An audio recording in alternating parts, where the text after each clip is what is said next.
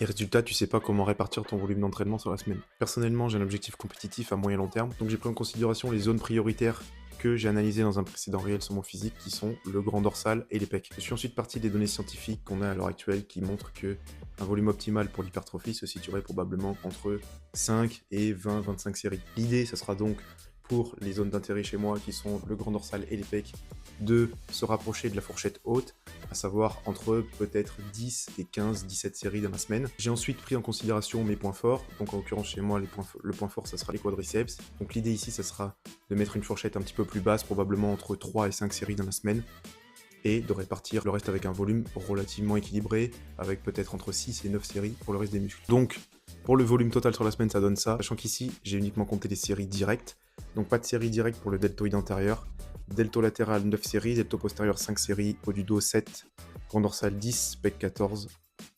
Donc là, on voit déjà bien que l'accent est mis sur le grand dorsal et les pecs. Biceps, triceps, 8 séries chacun.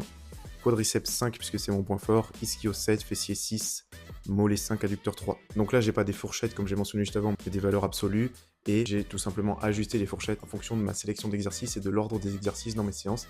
Mais ça, je t'expliquerai dans une prochaine vidéo comment j'ai fait. Le volume est relativement faible de manière globale, puisqu'encore une fois, j'ai compté uniquement les séries directes. Et aussi parce que je suis en mesure de m'entraîner avec suffisamment d'efforts pour avoir ce volume-là. Je t'expliquerai ensuite dans une prochaine vidéo comment j'ai choisi mes exercices et comment j'ai réparti ce volume-là à travers mes séances. Donc abonne-toi pour pas rater ça.